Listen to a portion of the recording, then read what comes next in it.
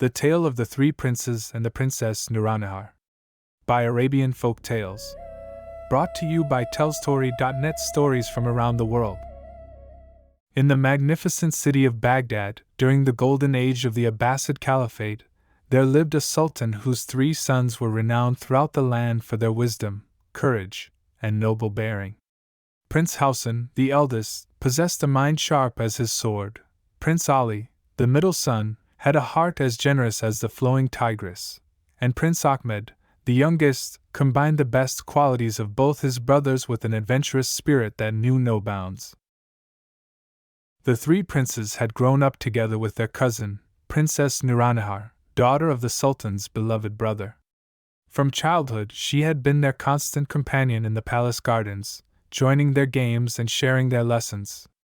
As the years passed, her beauty blossomed like the most precious rose in the royal gardens, and her intelligence sparkled brighter than the stars above the desert. When Princess Nouronnihar reached the age of 18, it became clear that each of the 3 princes had fallen deeply in love with her. The palace, once filled with brotherly harmony, now hummed with unspoken tension as each prince hoped to win her hand. One evening, as they gathered in his private chambers, the walls adorned with intricate geometric patterns that seemed to dance in the lamplight, the Sultan said, "My sons, I have noticed the change in your demeanor. Your love for your cousin does you credit, for she is indeed worthy of such devotion. However, I cannot bear to see discord among my children." Prince Hassan stepped forward, his dark eyes earnest. "Father, we would never let our feelings destroy the bonds between us. But neither can we deny what is in our hearts." The Sultan stroked his silver beard thoughtfully. "Then let us find a solution that honors both love and brotherhood. I propose a quest.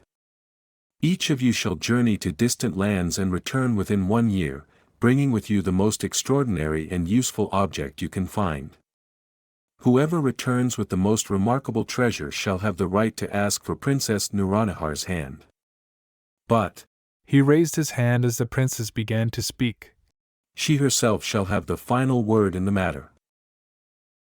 The 3 brothers looked at each other, and despite their rivalry, they clasped hands. "We accept this challenge, Father. And whatever the outcome, we remain brothers." Princess Nouronnihar, who had been listening behind the carved wooden screen traditional for royal women, felt both anticipation and anxiety fill her heart.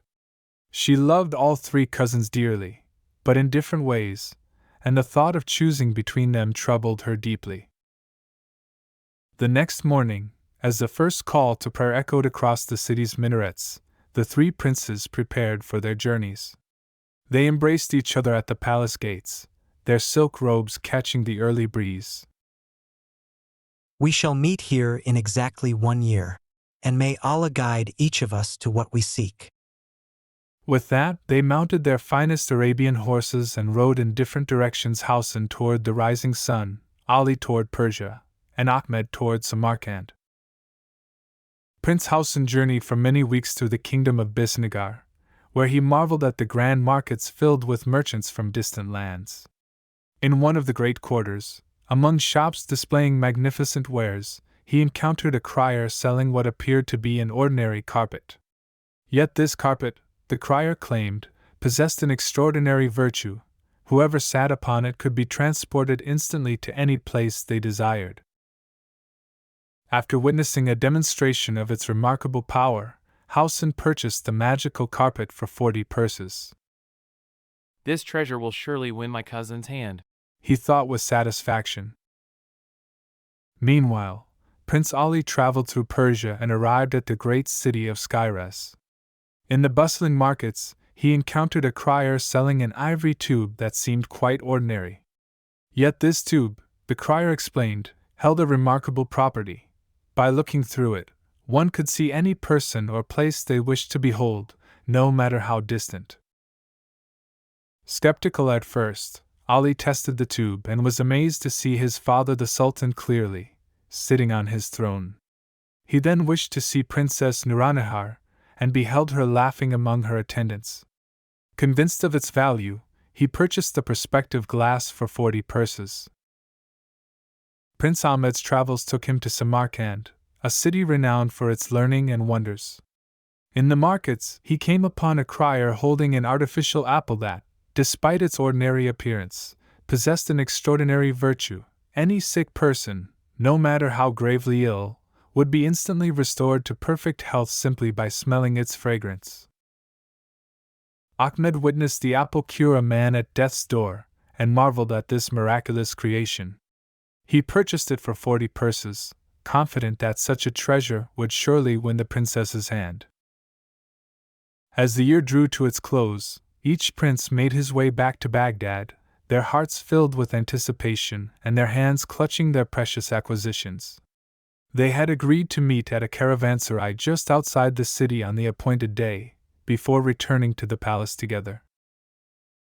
When they gathered in the courtyard of the inn, under a star-filled sky that reminded them of childhood nights spent on the palace roof, each brother was eager to learn what the others had discovered. Let me show you what I have found. This instrument reveals all that happens in the world, said Ali, producing his ivory tube. He peered through it, and immediately gasped. Brothers, look quickly. Princess Nouronnihar lies deathly ill in the palace. The physicians surround her bed, and our father weeps. The three princes crowded around the perspective glass, and their hearts nearly stopped at what they saw. Their beloved cousin lay pale and still, barely breathing, while learned doctors shook their heads in despair. My flying carpet! We can reach her instantly! Cried Hausen. Without hesitation, all three brothers leapt onto the carpet. To Princess Nourronnihar's chamber, Hausen commanded, and faster than thought itself, they were transported through the night air and through the palace walls to appear beside her bed. The Sultan looked up in amazement at their sudden appearance, but his joy was mixed with grief. My sons, you have returned, but perhaps too late. Our beloved Nouronnihar burns with a fever that no medicine can touch. The court physicians say there is no hope. Ahmed stepped forward, drawing out his magical apple. Father, perhaps this can help. He held the golden fruit near the princess's face, and its subtle, sweet fragrance filled the room like the scent of paradise itself. Almost immediately, color returned to Princess Nourronnihar's cheeks. Her breathing deepened and steadied, and her eyes fluttered open. Within moments, she was sitting up, completely restored to health, looking around in wonder at her cousins and father. How is this possible? She whispered, her voice clear and strong. The Sultan embraced his sons, tears of joy streaming down his face. Each of you has played a part in this miracle. Ali's perspective glass revealed her condition, Hausen's carpet brought you here in time, and Ahmed's apple restored her health. Without any one of these, we would have lost her forever. The three brothers looked at each other, realizing the profound truth of their father's words. Their competition had become collaboration, their rivalry transformed into cooperation. Father, how can we determine which treasure is most valuable when each was essential to saving our cousin's life? The Sultan listened to his son's question and remained silent for a time, considering his response with great care. At last he spoke. My sons, I would gladly declare for one of you if I could do so with justice. But consider this, Prince Ahmed, the princess owes her life to your artificial apple. Yet could you have saved her without knowing of her illness through Prince Ali's perspective glass? And Prince Ali, your tube revealed her danger, but what use would that knowledge have been without Prince Hausen's carpet to bring you to her swiftly? As for you, Prince Hausen, your carpet enabled the swift journey, but it would have been of little value without the knowledge from the tube and the cure from the apple. Each treasure was equally necessary. Therefore, I cannot grant the princess to any one of you based on these gifts alone. The princes looked at one another in dismay, yet they recognized the wisdom of their father's judgment. Since I must find another means to decide, I propose this: let each of you take a bow and arrow and proceed to the great plain outside the city. I shall join you there shortly. The prince who shoots his arrow the farthest shall have the right to marry Princess Nouronnihar. The three princes, though disappointed that their treasures had not settled the matter, accepted their father's new challenge without complaint. They obtained bows and arrows and made their way to the appointed field, followed by crowds of curious courtiers and citizens. When the Sultan arrived, Prince Hausen, as the eldest, shot first. His arrow flew far across the plain. Prince Ali shot next, and his arrow sailed even farther than his brother's. Finally, Prince Ahmed took his turn and released his arrow with all his strength. To everyone's amazement, Prince Ahmed's arrow flew so far that it vanished from sight entirely. The princes and their attendants searched the plain thoroughly, but the arrow could not be found anywhere. Though many believed Ahmed must have shot the farthest, the Sultan declared that without the arrow as evidence, he could not award the victory to Ahmed. Prince Ali, your arrow has flown farther than any that can be measured. Therefore, according to my promise, you shall marry the Princess Nouronnihar. Though Prince Hausen and Prince Ahmed were disappointed, they accepted their father's decision with grace. Within days, preparations were made for the wedding, and Prince Ali and Princess Nouronnihar were married with great celebration throughout the kingdom.